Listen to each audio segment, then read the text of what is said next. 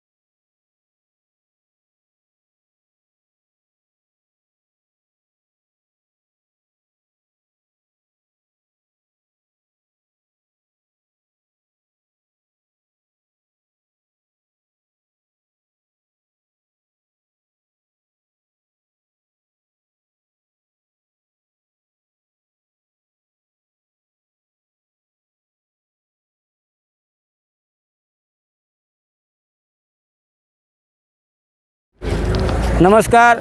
आज हूँ मारा वसेड़ी गामे बूथ नंबर 170 पर मतदान कर्યું અને આજે હું લોકશાહીના મહાપર્વમાં રાષ્ટ્રહિત માટે, રાષ્ટ્રના વિકાસ માટે અને રાષ્ટ્રની સુરક્ષા માટે અને ભારતને વિશ્વગુરુ બનાવવા માટે મતદાન કર્યું છે।